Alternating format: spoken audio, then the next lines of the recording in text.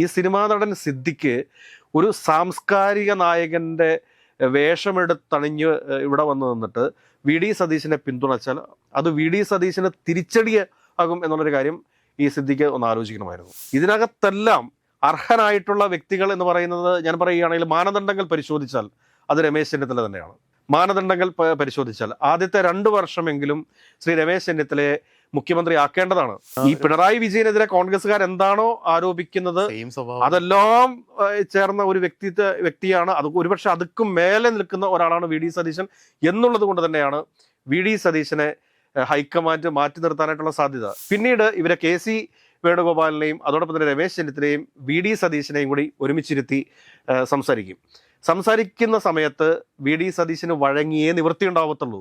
വഴങ്ങാതെ വേറെ നിവൃത്തിയില്ല. അമിതമായിട്ട് മുസ്ലിം ലീഗോ മറ്റേതെങ്കിലും ഘടകകക്ഷിയോ സമ്മർദ്ദം ചെലുത്താനായിട്ട് നിൽക്കത്തുമില്ല. നമസ്കാരം സാർ, കേരളത്തിന്റെ മുഖ്യമന്ത്രിയുടെ കാര്യത്തിൽ ഏകദേശം തീരുമാനമായി വരുന്നു. കെ സി വേണുഗോപാൽ എന്ന രീതിയിലാണ് ഇപ്പോൾ വാർത്തകൾ. ഇതിനിടയിൽ മറന്നുപോകാൻ പറ്റാത്തൊരു പേരാണ് വി ഡി സതീശൻ്റെത്.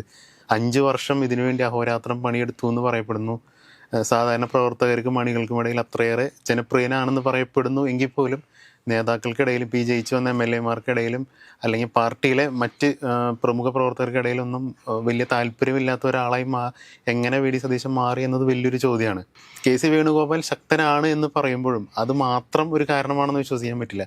എന്തൊക്കെയായിരിക്കും ഈ മുഖ്യമന്ത്രി കസേരയിൽ നിന്ന് വി ഡി സതീശനെ അകറ്റി നിർത്തുന്ന മറ്റു കാരണങ്ങളും? എനിക്ക് ശരിക്കും കോൺഗ്രസ് രാഷ്ട്രീയത്തിനകത്ത് ഏറ്റവും ഇഷ്ടപ്പെട്ട ഒരു നേതാവായിരുന്നു ലീഡർ ശ്രീ കെ കരുണാകരൻ. അതിനുശേഷം എനിക്ക് ഏറ്റവും ഇഷ്ടം തോന്നിയിട്ടുള്ളത് ശ്രീ ഉമ്മൻചാണ്ടി സാറിനോടാണ്. അതിനുശേഷം രമേശ് ചെന്നിത്തലയോടും ഒക്കെ വളരെ സ്നേഹം തന്നെയാണ്. അതോടൊപ്പം തന്നെ പ്രിയപ്പെട്ട കെ സി വേണുഗോപാൽ, ഇവരോടൊക്കെ ഒരു ഇഷ്ടമുണ്ട്. പക്ഷേ എങ്കിലും വി ഡി സതീശൻ പ്രതിപക്ഷ നേതാവായിട്ട് വരുന്ന സമയത്ത്, കെ സുധാകരൻ KPCC പ്രസിഡന്റ് ആവുന്ന സമയത്തൊക്കെ നമ്മൾ ഏറെ ആവേശം കൊള്ളിച്ച ഒരു നേതാവ് തന്നെയായിരുന്നു V D Satheesan. V D സതീശൻ്റെ വരവ് ശരിക്കും പറഞ്ഞാൽ കേരളം ആഘോഷിച്ചിട്ടുണ്ട്. വി ഡി സതീശൻ കഴിഞ്ഞ 5 വർഷമായിട്ട് പ്രതിപക്ഷ നേതാവ് എന്നുള്ള രീതിയിലും കുഴപ്പമില്ലാത്ത രീതിയിൽ കാര്യങ്ങൾ കൊണ്ടുപോയി എന്ന് പറയണം. എന്നാലും ചില അഭിപ്രായ വ്യത്യാസങ്ങൾ എനിക്കവിടെ ഉണ്ട്. എങ്കിലും ശ്രീ വി ഡി സതീശൻ കേരളത്തിൻ്റെ മുഖ്യമന്ത്രിയായിട്ട് വരണം എന്ന് നമ്മളെല്ലാവരും ആഗ്രഹിച്ചിരുന്നതാണ്. പക്ഷേ ആ ആഗ്രഹത്തിന് എപ്പോഴാണ് മങ്ങലേൽക്കുന്നത് എന്ന് ചോദിച്ചു കഴിഞ്ഞാൽ ഇദ്ദേഹത്തിൻ്റെ ചില ന്യൂനപക്ഷ പ്രീണന സമീപനങ്ങൾ. ഞാൻ എപ്പോഴും എടുത്തു പറയാൻ ആഗ്രഹിക്കുന്നത് ഇദ്ദേഹത്തിൻ്റെ ജമാഅത്തെ ഇസ്ലാമിയുമായിട്ടുള്ള ബന്ധം. ജമാഅത്തെ ഇസ്ലാമി കേരളത്തിനുണ്ടാക്കാൻ പോകുന്ന ഭവിഷ്യത്തുകളെക്കുറിച്ച് ഇദ്ദേഹത്തിന് ധാരണ ഇല്ലാഞ്ഞിട്ടാണോ അതോ ധാരണയുണ്ടായിട്ടും ഇദ്ദേഹം വീണ്ടും അതിലേക്ക് പോയി ചാടുന്നതാണോ എന്നുള്ള ഒരു സംശയമുണ്ട്. കാരണം നമ്മൾ പല പ്രാവശ്യം ഈ വിഷയം നമ്മൾ മാത്രമല്ല പല മാധ്യമങ്ങളും, ഓൺലൈൻ മാധ്യമങ്ങൾ മാത്രമല്ല ദൃശ്യമാധ്യമങ്ങൾ പലതും ഇതുമായി ബന്ധപ്പെട്ടുള്ള മുന്നറിയിപ്പുകൾ നൽകിയിട്ടുള്ളതാണ്. കാരണം ഈ കഴിഞ്ഞ തെരഞ്ഞെടുപ്പിൽ വി ഡി സതീശൻ്റെ അജണ്ട സെറ്റ് ചെയ്തത് മീഡിയ 1 TV-യും ജമാഅത്തെ ഇസ്ലാമിയും ആയിരിക്കുമെന്ന് പറയുമ്പോഴത്തേക്ക് അതിനൊരു ഭീകരതയൊന്ന് മനസ്സിലാക്കും. അതെത്ര ഭയാനകമാണ് എന്നൊന്ന് ആലോചിച്ച് നോക്കിക്കേ. അപ്പോൾ അതുകൊണ്ട് തന്നെയാണ് വി ഡി സതീശൻ എന്ന ഒരു വ്യക്തിയോട് നമുക്ക് എതിർപ്പ് തോന്നി തുടങ്ങിയത്. വി ഡി സതീശൻ എന്ന നേതാവിനോട് നമുക്ക് അതല്ലാതെ അതിനപ്പുറത്തേക്ക് വ്യക്തിപരമായിട്ടുള്ള യാതൊരുവിധ വൈരാഗ്യങ്ങളോ ബുദ്ധിമുട്ടുകളോ നമുക്കില്ല. എങ്കിലും നമ്മളെ ആശങ്കപ്പെടുത്തുന്ന, പ്രത്യേകിച്ച് കേരളത്തിൻ്റെ മതേതര മനസ്സിനെ ആശങ്കപ്പെടുത്തുന്ന ഏറ്റവും പ്രധാനപ്പെട്ട ഒരു വിഷയമാണ് വി ഡി സതീശന് ജമാഅത്തെ ഇസ്ലാമിയുമായിട്ടുള്ള ഈ ഒരു ബന്ധം എന്ന് പറയുന്നത്. അതിനെ വളരെ ഭീകരമായിട്ട് തന്നെ കേരളം ഭയക്കേണ്ടതായിട്ടുമുണ്ട്. അതുകൂടാതെ ഇപ്രാവശ്യം കേരളത്തിൽ എന്തുകൊണ്ട് വി ഡി സതീശൻ മുഖ്യമന്ത്രിയാകുന്നില്ല എന്ന ചോദ്യത്തിനുള്ള ആദ്യ മറുപടി എന്നോളം ഞാൻ പറയാം. ഇന്ന് സിനിമാ നടൻ സിദ്ദിഖ് വി ഡി സതീശൻ മുഖ്യമന്ത്രിയായില്ലെങ്കിൽ ഇവിടെ എന്തോ ഭയങ്കര സംഭവം നടക്കും എന്നുള്ള രീതിയിൽ ഈ സിനിമാ നടൻ സിദ്ദിഖിനെ, അത് സിദ്ദിഖ് എന്ന് തന്നെ പറയണം, കാരണം അല്ലെങ്കിൽ ടി സിദ്ദിഖാണെന്ന് ആരെങ്കിലുമൊക്കെ തെറ്റിദ്ധരിച്ചു പോകും. ടി സിദ്ദിഖ് ഇങ്ങനെ മന്ത്രിയാവാൻ വേണ്ടിയിരിക്കുന്ന ഒരാളാണ് ഇപ്രാവശ്യം. അപ്പോൾ ഈ സിനിമാ നടൻ സിദ്ദിഖ് ഒരു സാംസ്കാരിക നായകൻ്റെ വേഷമെടുത്തണിഞ്ഞ് ഇവിടെ വന്നു നിന്നിട്ട് വി ഡി സതീശനെ പിന്തുണച്ചാൽ അത് വി ഡി സതീശന് തിരിച്ചടിയ ആകും എന്നുള്ളൊരു കാര്യം ഈ സിദ്ദിഖ് ഒന്ന് ആലോചിക്കണമായിരുന്നു. ആരാണ് സിദ്ദിഖ്? ഈ സിദ്ദിഖിനെതിരെ ഹേമ കമ്മിറ്റി റിപ്പോർട്ടുമായി ബന്ധപ്പെട്ട് കേസ് രജിസ്റ്റർ ചെയ്യുകയും അതിനുശേഷം ഒളിവിൽ പോയി സുപ്രീം കോടതിയിൽ നിന്ന് ജാമ്യമെടുത്ത് ഇവിടെ നിൽക്കുന്ന ഒരു ആളാണ് അദ്ദേഹം. ഒരു ലൈംഗിക ആരോപണ കേസിലെ പ്രതിയാണ് അദ്ദേഹം. ആ പ്രതി ഒരു സാംസ്കാരിക നായകന്റെ വേഷമെടുത്ത് അണിഞ്ഞിട്ട് വന്നിട്ട് വി.ഡി. സതീശനെ മുഖ്യമന്ത്രിയാക്കണമെന്ന് പറഞ്ഞു കഴിഞ്ഞാൽ അത് ആരംഗീകരിക്കുന്ന പറയുന്നത്? ഈ കേസിൽ നിന്ന് രക്ഷപ്പെടാനുള്ള അവസാന മാർഗമായിട്ട് അതിന് ആ രീതിയിലല്ലേ വ്യാഖ്യാനിക്കത്തുള്ളൂ. വി.ഡി. സതീശൻ ശ്രദ്ധിക്കേണ്ട കാര്യങ്ങൾ ഇതൊക്കെയല്ലേ? ബഹുമാനപ്പെട്ട വി.ഡി. സതീശൻ ശ്രദ്ധിക്കേണ്ട കാര്യങ്ങൾ ഇതൊക്കെയല്ലേ? അങ്ങനെ തന്നെ വിളിക്കാൻ ഇപ്പൊ ബഹുമാനപ്പെട്ട വി.ഡി. സതീശൻ. കാരണം ഞാൻ പറയുന്ന മറ്റൊരു വസ്തുത എന്താണെന്ന് വെച്ച് കഴിഞ്ഞാൽ, എന്തുകൊണ്ട് ഇദ്ദേഹത്തെ ഹൈക്കമാൻഡ് ഇനി പരിഗണിക്കില്ല എന്ന് ചോദിച്ചു കഴിഞ്ഞാൽ, ഇത് മാധ്യമ സൃഷ്ടിയാണോ എന്ന് നമുക്ക് അറിഞ്ഞുകൂടാ. കാരണം ഇന്നലെ ദീപാദാസ് മുൻഷി ഈ MLA-മാരുടെ യോഗത്തിൽ പങ്കെടുക്കാൻ പാടില്ല, തനിച്ച MLA-മാരെ കാണുന്ന സമയത്ത് ദീപാദാസ് മുൻഷി പങ്കെടുക്കാൻ പാടില്ല എന്നൊരു ഡിമാൻഡ് വി.ഡി. സതീശൻ മുൻപോട്ട് വെച്ചതായിട്ട് വാർത്താ മാധ്യമങ്ങളിൽ വന്നു. നമുക്ക് വി.ഡി. സതീശനുമായിട്ട് സംസാരിച്ചിട്ട് അത് സ്ഥിരീകരിക്കാനൊന്നും പറ്റിയിട്ടില്ല. അതുകൊണ്ട് തന്നെ അത് സത്യമാണോ എന്ന് നമുക്ക് അറിഞ്ഞുകൂടാ. അങ്ങനെ ഒരു സ്റ്റേറ്റ്മെൻറ്റ് വി.ഡി. സതീശൻ്റെ ഭാഗത്തുനിന്ന് ഉണ്ടായിട്ടുണ്ടെങ്കിൽ അതാണ് ഒന്നാമത്തെ തിരിച്ചടി എന്ന് പറയുന്നത്. ഓർമ്മയിൽ വരയുന്ന കാര്യങ്ങൾ എന്താണെന്ന് ചോദിച്ചു കഴിഞ്ഞാൽ, കോൺഗ്രസ് ഹൈക്കമാൻഡിനെ സംബന്ധിച്ചിട്ട് കേരള സംസ്ഥാനത്തിൻ്റെ പുതിയ മുഖ്യമന്ത്രിയായിട്ട് വരുന്ന ആൾ ഹൈക്കമാൻഡിനോട് വിധേയത്വമുള്ള ആളായിരിക്കണം. ഇപ്പോൾ അശോക് ഗെഹ്ലോട്ടിനെ രാജസ്ഥാനിലെ മുഖ്യമന്ത്രിയായി വെച്ചതിന് ശേഷം പിന്നീട് അശോക് ഗെഹ്ലോട്ടിനെ അവിടെ നിന്ന് മാറ്റാൻ സാധിച്ചില്ല. അശോക് ഗെഹ്ലോട്ടാണ് പിന്നെ അവിടെ ആര് KPCC പ്രസിഡന്റായിട്ട് വരണം എന്ന് പോലും തീരുമാനിച്ചിരുന്നത്. അതുകൊണ്ടാണ് സച്ചിൻ പൈലറ്റിനെ ഇപ്പോൾ പല സ്ഥാനങ്ങളിലും അവിടെ പ്ലേസ് ചെയ്യാൻ പറ്റാത്ത ഒരു ഗതികേട് കോൺഗ്രസിൻ്റെ ഹൈക്കമാൻഡിനുണ്ടായത്. അവിടെ അശോക് ഗെഹ്ലോട്ട് എന്നൊരു വ്യക്തിയിലേക്ക് ഒതുങ്ങി. അതുകൂടാതെ തന്നെ വേറൊരു ഉദാഹരണമാണ്, നമ്മൾ എടുത്തു പറയേണ്ട മറ്റൊരു ഉദാഹരണമാണ് ഡോക്ടർ രാജശേഖർ റെഡ്ഡി. ആന്ധ്രാപ്രദേശിൻ്റെ മുഖ്യമന്ത്രിയായിരുന്ന ആൾ. ആന്ധ്രാപ്രദേശിൻ്റെ മുഖ്യമന്ത്രിയായിരുന്ന ഡോക്ടർ രാജശേഖർ റെഡ്ഡി എന്ന് പറഞ്ഞു കഴിഞ്ഞാൽ എന്നും ഹൈക്കമാൻഡുമായിട്ട് തർക്കത്തിലേർപ്പെട്ടിരുന്ന ആളാണ്, അല്ലെങ്കിൽ ഹൈക്കമാൻഡിൻ്റെ പ്രതിനിധികളെ പോലും തിരിച്ചയച്ചിട്ടുള്ള വ്യക്തിയാണ്. ആ രാജശേഖർ റെഡ്ഡിയുടെ മരണത്തിന് ശേഷം ആ പാർട്ടിയിൽ എന്ത് സംഭവിച്ചു എന്ന് നമ്മൾ അറിഞ്ഞു. അന്ന് ജഗൻമോഹൻ റെഡ്ഡിയെ ആന്ധ്രാപ്രദേശിൻ്റെ മുഖ്യമന്ത്രിയാക്കിയിരുന്നുവെങ്കിൽ ഇന്ന് കോൺഗ്രസ് അതിൻ്റെ അതേ പ്രതാപത്തിൽ തന്നെ ആന്ധ്രാപ്രദേശിൽ നിലനിൽക്കുമായിരുന്നു. അന്ന് കാണിച്ച രാഷ്ട്രീയ വിഡ്ഢിത്തത്തിന്റെ പ്രതിഫലനമാണ് ആന്ധ്രാപ്രദേശിൽ ഒരു പൊടി പോലും കണ്ടെടുക്കാൻ സാധിക്കാത്ത വിധം കോൺഗ്രസ് എന്ന പ്രസ്ഥാനം അവിടെ ഇല്ലാതായി പോയത്. അപ്പോൾ അതുകൊണ്ട് തന്നെ ഹൈക്കമാൻഡിന് വിധേയപ്പെടാതെ നിൽക്കുന്ന ഒരാളെ കേരളത്തിന്റെ മുഖ്യമന്ത്രിയാക്കിയിട്ട് ഹൈക്കമാൻഡ് വെക്കുമെന്ന് തോന്നുന്നുണ്ടോ? ഇല്ല. KC വേണുഗോപാലിന്റെ സ്വാധീനങ്ങളെയൊക്കെ അങ്ങോട്ട് മാറ്റി നിർത്തിക്കോളൂ. ഇപ്പം മുസ്ലിം ലീഗ് പിന്തുണച്ചു. മുസ്ലിം ലീഗ് എന്തിനാണ് കോൺഗ്രസിന്റെ ആഭ്യന്തര കാര്യങ്ങൾ ഇടപെടുന്നത്? മുസ്ലിം ലീഗിന്റെ ഏതെങ്കിലും ആഭ്യന്തര കാര്യങ്ങളിൽ കോൺഗ്രസ് പോയി ഇടപെട്ടിട്ടുണ്ടോ? ഇല്ലല്ലോ. മാത്യുവേദന വളരെ ശക്തമായിട്ട് പറഞ്ഞില്ല. കാരണം ഈ ലക്ഷ്മണ രേഖ മുസ്ലിം ലീഗ് ലംഘിക്കേണ്ടെന്ന്. ഞാനിത് ആദ്യം പറഞ്ഞ വിഷയത്തിലേക്കാണ് വരുന്നത്. കാരണം മുസ്ലിം ലീഗിനെ സംബന്ധിച്ചിട്ട് മുസ്ലിം ലീഗ് കേരളത്തിൽ മുസ്ലിം ലീഗിനെ കണ്ടുകൊണ്ടിരുന്ന ഒരു കാഴ്ചപ്പാടുണ്ടായിരുന്നു. അതിൽ നിന്നും വ്യതിചലിച്ചാൽ മുസ്ലിം ലീഗിന്റെ പ്രസക്തി പിന്നെ കേരളത്തിൽ ഇല്ലാതാവും. കാരണം പാണക്കാട് ഹൈദരലി ശിഹാബ് തങ്ങളെ പോലെയുള്ള മഹാന്മാരായിട്ടുള്ള ആളുകൾ നയിച്ചിരുന്നൊരു പ്രസ്ഥാനമാണത്.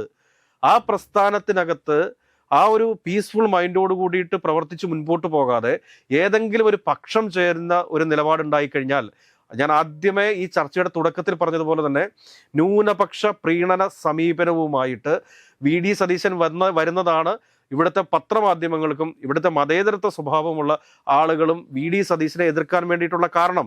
വി.ഡി. സതീശൻ ഈ ഇലക്ഷനിൽ കഷ്ടപ്പെട്ടിട്ടില്ല എന്നോ അദ്ദേഹം നടത്തിയ പത്രസമ്മേളനങ്ങൾ അപ്രസക്തമായി പോയി എന്നോ ഒന്നുമല്ല പറയുന്നത്.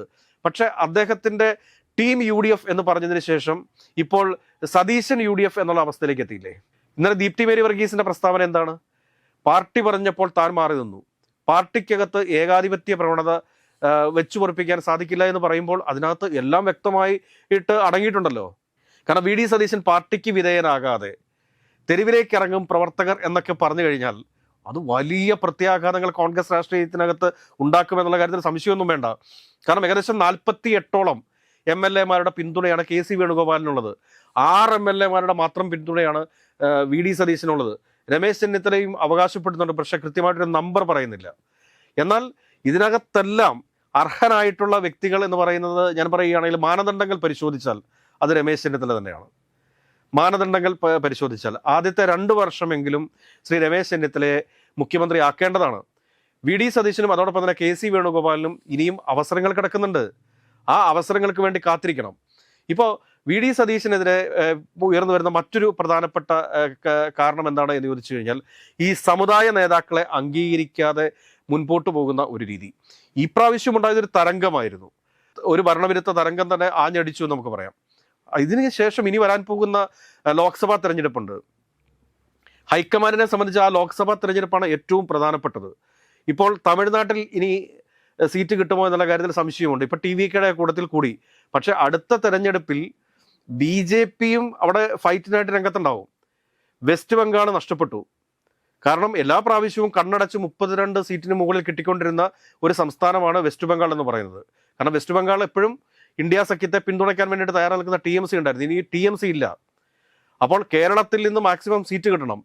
കേരളത്തിൽ നിന്ന് മാക്സിമം സീറ്റ് കിട്ടേണ്ട അവസ്ഥ വരുമ്പോഴത്തേക്ക് ഇവിടുത്തെ മതന്യൂനപക്ഷങ്ങളെയും ഭൂരിപക്ഷ സമുദായങ്ങളെയും ഒരു കാരണവശാലും വെറുപ്പിക്കാൻ സാധിക്കില്ല. വിട്ടുവീഴ്ചയില്ലാത്ത നിലപാടുകളാണ് പലപ്പോഴും ഈ സാമുദായിക നേതാക്കൾക്ക് എതിരെ ഈ VD സതീശൻ എടുത്തിട്ടുള്ളത്. അതിനെ ദുർവാശി എന്ന് വേണമെങ്കിലും വിളിക്കാം.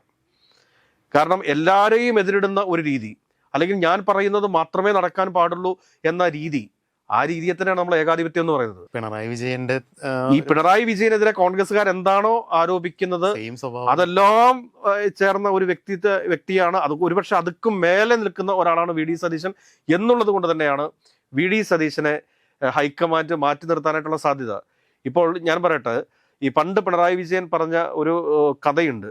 അതെന്താണെന്ന് വെച്ച് കഴിഞ്ഞാൽ, ഈ കടലിൻ്റെ മാർത്തട്ടോട് ചേർന്ന് നിൽക്കുമ്പോൾ മാത്രമേ തിരയുണ്ടാവുകയുള്ളൂ എന്ന്. പക്ഷേ ആ ഒരു കുട്ടിയുടെ ഉദാഹരണം പറഞ്ഞുകൊണ്ട്, ആ കുട്ടി തിരമാല ഇങ്ങനെ വരുന്നത് കണ്ടിട്ട് ഒരു ബക്കറ്റിനകത്ത് കുറച്ച് വെള്ളം കോരി വീട്ടിൽ ചെന്ന് നോക്കിക്കഴിഞ്ഞപ്പോഴത്തേക്ക് തിര വരുന്നില്ല. ആ കുട്ടിക്കറിയില്ലല്ലോ ഈ തിരമാല, ഈ വെള്ളം ഈ കടലിൻ്റെ മടിത്തൊട്ടോട് ചേർന്ന് കിടക്കുന്ന സമയത്ത് മാത്രമേ തിരമാലകൾ ഉണ്ടാവുകയുള്ളൂ എന്നുള്ളത്. എന്ന് പറഞ്ഞ പോലെ തന്നെയാണ് പാർട്ടിക്ക് പുറത്തേക്ക് ഒരാൾ പോയി കഴിഞ്ഞാൽ പിന്നെ ഒന്നുമില്ല. 2001 100 സീറ്റുമായിട്ടാണ് അധികാരത്തിൽ വന്നത് UDF. അതിനുശേഷം ശ്രീ K കരുണാകരൻ്റെ നേതൃത്വത്തിൽ ഏകദേശം 18ഓളം MLA-മാരെയും ചേർത്തുകൊണ്ട് DIC എന്നൊരു പുതിയ പാർട്ടി രൂപീകരിച്ചു. കേരളത്തിലെ എല്ലാ ബൂത്തുകളിൽ നിന്നും ഏറ്റവും കുറഞ്ഞത് ഒരു 50 പേരെയെങ്കിലും സംഘടിപ്പിച്ചുകൊണ്ടാണ് ശ്രീ K കരുണാകരൻ DIC എന്ന പാർട്ടി രൂപീകരിച്ചത്. ചരിത്രത്തിൽ കോൺഗ്രസ് നേരിടാത്ത ഏറ്റവും വലിയ പ്രതിസന്ധിയായിരുന്നു ആ കാലഘട്ടത്തിൽ കോൺഗ്രസ് നേരിട്ടത്. ആ പ്രതിസന്ധിയിൽ നിന്നും കോൺഗ്രസിനെ മുൻപോട്ട് നയിച്ച നേതാക്കന്മാരായിരുന്നു ശ്രീ രമേശ് ചെന്നിത്തലയും അതോടൊപ്പം തന്നെ ശ്രീ ഉമ്മൻചാണ്ടി എന്ന് പറയുന്നത്. അവർ എടുത്തുകൊണ്ട് വന്ന അത്രയും വലിയ ഒരു റിസ്ക് ഒന്നും VD സതീശൻ 2021 നിന്ന് 2026 കൊണ്ടുവന്നിട്ടില്ല. ഇത് സ്വാഭാവികമായിട്ട് നടന്നിട്ടുള്ള ഒരു പരിണാമമാണ്. അതിൻ്റെ കൂടുതൽ അവകാശവാദങ്ങൾ VD സതീശനും അദ്ദേഹത്തിൻ്റെ PR വർക്കും ഏറ്റെടുത്തതും ഈ പറഞ്ഞ VD സതീശന് ഏറ്റവും വലിയ തിരിച്ചടിയായിട്ട് മാറിയെന്ന് വേണം നമ്മൾ കരുതാനായിട്ട്. പാർട്ടിക്ക് മേലെ വളരുമെന്നൊരു തോന്നൽ, പാർട്ടിക്ക് മേലെ ഒരാൾ വളരുമെന്നും ദേശീയ തലത്തിൽ കോൺഗ്രസ് ക്ഷയിക്കുന്നതോടുകൂടി ഒരു പ്രാദേശിക പാർട്ടി ഉണ്ടാക്കി ആ പ്രാദേശിക പാർട്ടിയുടെ നേതാവായിട്ട് VD സതീശൻ മാറുമോ എന്നുള്ള വലിയ ഭയപ്പാടുണ്ട് ഹൈക്കമാൻഡിന് എന്ന് വേണം നമ്മൾ മനസ്സിലാക്കാനായിട്ട്. ഇനി സാമൂഹികമായിട്ട് ഇനി കോൺഗ്രസിൽ നടക്കാൻ പോകുന്ന കാര്യം ഞാൻ പറഞ്ഞുതരാം. കോൺഗ്രസിൽ നടക്കാൻ പോകുന്ന കാര്യം ഇത്രയേ ഉള്ളൂ. അതെങ്ങനെയാണെന്ന് ചോദിച്ചു കഴിഞ്ഞാൽ, ഇന്നിപ്പോൾ തിരുവനന്തപുരത്ത് MLA-മാരുടെ എല്ലാം യോഗം കൂടി. അതിനകത്തുനിന്ന് ഓരോ MLA-മാരെ സെപ്പറേറ്റ് ഒക്കെ കണ്ട് ഓരോ MLA-മാരുടെയും അഭിപ്രായം അവർ സ്വരൂപിച്ചു കഴിഞ്ഞു. ഇനി എന്താ സംഭവിക്കാൻ പോകുന്നതെന്ന് ചോദിച്ചു കഴിഞ്ഞാൽ, ഇത് രാഹുൽ ഗാന്ധിയും മല്ലികാർജ്ജുൻ ഖാർഗെയും കൂടി ഇരുന്ന് ഇത് ചർച്ച ചെയ്യും. സോണിയാഗാന്ധിയുമായിട്ടും ആലോചിക്കും, പ്രിയങ്ക ഗാന്ധിയുമായിട്ട് ആലോചിക്കും. പിന്നീട് സംഭവിക്കാൻ പോകുന്നത് എന്താണ് എന്ന് ചോദിച്ചാൽ, കേരളത്തിലുള്ള MP-മാരുടെയും അഭിപ്രായം ചോദിച്ചിട്ടുണ്ട്. K സുധാകരൻ KC വേണുഗോപാലിനെ മുഖ്യമന്ത്രിയാക്കണമെന്ന് പരസ്യമായിട്ട് ആവശ്യപ്പെടുകയും അദ്ദേഹത്തിൻ്റെ അനുയായികൾ പരസ്യമായി തന്നെ രംഗത്ത് വരികയും ചെയ്തിട്ടുണ്ട്. പിന്നീട് ഇവരെ KC വേണുഗോപാലിനെയും അതോടൊപ്പം തന്നെ രമേശ് ചെന്നിത്തലയും VD സതീശനെയും കൂടി ഒരുമിച്ചിരുത്തി സംസാരിക്കുന്ന സമയത്ത് VD സതീശന് വഴങ്ങിയേ നിവൃത്തി ഉണ്ടാവത്തുള്ളൂ. വഴങ്ങാതെ വേറെ നിവൃത്തിയില്ല. അമിതമായിട്ട് മുസ്ലിം ലീഗോ മറ്റേതെങ്കിലും ഘടകകക്ഷിയോ സമ്മർദ്ദം ചെലുത്താനായിട്ട് നിൽക്കത്തുമില്ല. ഇത് വാർത്താ മാധ്യമങ്ങളിൽ കൂടെ വരുന്ന വാർത്തയാണ് VD സതീശനെ പിന്തുണച്ചു മുസ്ലിം ലീഗ് എന്നുള്ളത്. അതിൽ എത്രത്തോളം വാസ്തവമുണ്ട് എന്ന് നമുക്ക് അറിഞ്ഞുകൂടാ. അല്ല, ഒഫീഷ്യൽ സ്റ്റേറ്റ്മെന്റ് ഒന്നും അങ്ങനെ വന്നിട്ടില്ല. തീർച്ചയായിട്ടും അതാണ് ഞാൻ പറഞ്ഞത്. ഒഫീഷ്യൽ സ്റ്റേറ്റ്മെന്റ് ഒന്നും വരാത്ത സാഹചര്യത്തിൽ ഇതൊക്കെ വാർത്താ മാധ്യമങ്ങളുടെ സൃഷ്ടിയാണെന്ന്. VD സതീശൻ ആദ്യം ചെയ്യേണ്ടത് VD സതീശൻ്റെ PR വർക്ക് അവസാനിപ്പിക്കണം. PR വർക്ക് അവസാനിപ്പിച്ച് ഒരു സാധാരണ കോൺഗ്രസ് പ്രവർത്തകനായിട്ട് പ്രതിപക്ഷ നേതാവായിട്ട് നിൽക്കണം. കാരണം ഈ ഭരണം മുൻപോട്ട് കൊണ്ടുപോവുക എന്ന് പറഞ്ഞാൽ നിസ്സാരമായിട്ടുള്ളൊരു കാര്യമല്ല. ആരോടെങ്കിലുമൊക്കെ ആജ്ഞാപിച്ചു കഴിഞ്ഞാലൊന്നും മന്ത്രിസഭയ്ക്ക് മുമ്പോട്ട് പോകാൻ സാധിക്കത്തില്ല. കോൺഗ്രസിന് ഇനിയൊരു പിളർപ്പ് കൂടി ഏറ്റുവാങ്ങാനായിട്ടുള്ള ശേഷി കേരളത്തിലില്ല എന്ന് VD സതീശൻ മനസ്സിലാക്കണം. അതുകൊണ്ട് പാർട്ടിക്ക് വിധേയപ്പെട്ട് ഇനിയും VD സതീശന് അവസരങ്ങളുണ്ട്. അപ്പോൾ പാർട്ടിക്ക് വിധേയപ്പെട്ട് നിൽക്കുക. MLA-മാരുടെ തീരുമാനം എന്താണോ അത് അംഗീകരിക്കുകയാണ് വേണ്ടത്. മറിച്ച് എനിക്ക് മുസ്ലിം ലീഗിൻ്റെ പിന്തുണയുണ്ട്, എനിക്ക് ജമാഅത്തെ ഇസ്ലാമിയുടെ പിന്തുണയുണ്ട്, എനിക്ക് മീഡിയ വണ്ണിൻ്റെ പിന്തുണയുണ്ട് എന്ന് പറഞ്ഞു കഴിഞ്ഞാൽ താങ്കളെ ഈ സോഷ്യൽ മീഡിയയിൽ കുറേയധികം ആളുകൾ താങ്കളെ സപ്പോർട്ട് ചെയ്തേക്കാം. അല്ലെങ്കിൽ തെരുവിലിറക്കാൻ, ഇപ്പം ഞാൻ പറയട്ടെ, തിരുവനന്തപുരം മുതൽ കാസർഗോഡ് വരെ ഒരു 100 പേരെ വെച്ച് തെരുവിലിറക്കണം എന്നുണ്ടെങ്കിൽ മൊത്തം ഒരു 5000 പേരോട് പോലെ. ഇവിടുത്തെ ഈവന്റ് മാനേജർമാരോട് പറഞ്ഞു കഴിഞ്ഞാൽ ഈ പറഞ്ഞ എല്ലാ സ്ഥലത്തും ഒരേ സമയം വേണമെങ്കിൽ 150 200 ആളുകളെ വെച്ച് റൂട്ടിലിറക്കാൻ പറ്റത്തില്ലേ? അതുകൊണ്ട് അതേപോലത്തെയുള്ള അഭ്യാസങ്ങൾക്കൊന്നും പോകാതെ പാർട്ടിക്ക് വിധേയപ്പെട്ട് നിൽക്കുക, പ്രധാനപ്പെട്ട അല്ലെങ്കിൽ ഏറ്റവും സുപ്രധാനപ്പെട്ട ധനകാര്യ വകുപ്പ് പോലെയുള്ള ഏതെങ്കിലും ഒരു വകുപ്പ് ഏറ്റെടുക്കുക. അതായത് വി ഡി സതീശൻ തന്നെ പ്രസംഗിച്ചിട്ടുണ്ട്, പൂച്ച പെറ്റുകിടക്കുന്ന ഖജനാവ് താൻ നിറയ്ക്കുമെന്ന്. അദ്ദേഹത്തിൻ്റെ കയ്യിലുള്ള പദ്ധതികളും പരിപാടികളും ഒക്കെ ഒരു ധനകാര്യ വകുപ്പ് മന്ത്രി എന്നുള്ള രീതിയിൽ കേരളത്തിൽ നടപ്പിലാക്കി കാണിക്കുക. അതിനുശേഷം ലോക്സഭാ ഇലക്ഷനിൽ ഒരു വലിയ പരാജയമാണ് UDF വരുന്നത് എന്നുണ്ടെങ്കിൽ അന്ന് മുഖ്യമന്ത്രിയായിട്ടിരിക്കുന്ന KC ആണെങ്കിൽ KCയോട് രാജിവെക്കാൻ പറയുക, അല്ലെങ്കിൽ രമേശ് ചെന്നിത്തല ആണെങ്കിൽ രമേശ് ചെന്നിത്തലയോട് രാജിവെക്കാൻ വേണ്ടിയിട്ട് പറയുക. അതിനുശേഷം വി ഡി സതീശൻ മുഖ്യമന്ത്രി ആവട്ടെ. അതല്ലേ ഒരു രാഷ്ട്രീയ മര്യാദ എന്ന് പറയുന്നത്. എന്ന് പറഞ്ഞു വന്നൊരു പ്രസ്താവന അനുസരിച്ച് മുഖ്യമന്ത്രി സ്ഥാനം അല്ലാതെ മറ്റൊരു സ്ഥാനം ഏറ്റെടുക്കില്ല എന്നാണ്. അത് ദുർവാശിയാണ്. ഒരു ഏകാധിപതിയുടെ സ്വരമാണത്. അതിനെ ഇപ്പോൾ തന്നെ കോൺഗ്രസ് ചെറുക്കേണ്ടതായിട്ടുണ്ട്. ഒരു കാരണവശാലും നമുക്ക് തറപ്പിച്ച് പറയാൻ വേണ്ടി പറ്റും, വി ഡി സതീശൻ അല്ല കേരളത്തിന്റെ മുഖ്യമന്ത്രിയാകാനും പോകുന്നത്. KC ആണോ അതോ രമേശ് ചെന്നിത്തലയാണോ എന്ന് മാത്രമേ നമുക്ക് അറിയേണ്ടതായിട്ടുള്ളൂ. കാരണം 2021 രമേശ് ചെന്നിത്തലയെ പ്രതിപക്ഷ നേതൃസ്ഥാനത്ത് നിന്ന് മാറ്റുന്ന സമയത്ത് സോണിയാഗാന്ധി നൽകിയിട്ടുള്ള ഒരു ഉറപ്പുണ്ട്. ആ ഉറപ്പ് പാലിക്കപ്പെടുമോ അതോ KC വേണുഗോപാലിനെ തന്നെ MLA-മാരുടെ ഭൂരിപക്ഷം നോക്കി KC വേണുഗോപാൽ തന്നെ കേരളത്തിന്റെ മുഖ്യമന്ത്രിയാകുമോ ഇല്ലയോ എന്ന് മാത്രം അറിഞ്ഞാൽ മതി. അതിനപ്പുറത്തേക്ക് ഒന്നും നടക്കാൻ പോകുന്നില്ല. വി ഡി സതീശൻ ഒരു കാര്യം മനസ്സിലാക്കേണ്ടത്, 3 ദിവസത്തേക്ക് ഈ മാധ്യമങ്ങൾ നിങ്ങളുടെ പുറകെ ഉണ്ടാവത്തുള്ളൂ. അത് കഴിഞ്ഞാൽ ഈ പറഞ്ഞ ഒരണിയും ഉണ്ടാവത്തില്ല. കാരണം 10 വർഷത്തിന് ശേഷമാണ് UDF ഭരണം കിട്ടിയിരിക്കുന്നത്. അതുകൊണ്ട് തന്നെ ഈ ഭരണത്തിൻ്റെ നേട്ടം ആസ്വദിക്കാൻ, നുകരാൻ കാത്തിരിക്കുന്ന പ്രവർത്തകരാണുള്ളത്. മുഖത്ത് നോക്കി ചിരിക്കും, പക്ഷെ നെക്സ്റ്റ് ഡേ നിങ്ങളുടെ വീടിൻ്റെ മുറ്റം കാലിയായിരിക്കും എന്നുള്ള യാഥാർത്ഥ്യം മനസ്സിലാക്കി പാർട്ടിക്ക് വിധേയപ്പെട്ട് മുമ്പോട്ട് പോവുകയാണ് ചെയ്യേണ്ടത് എന്നൊരു അഭ്യർത്ഥന മാത്രമേ നമുക്ക് വി ഡി സതീശനോട് പറയാനുള്ളൂ.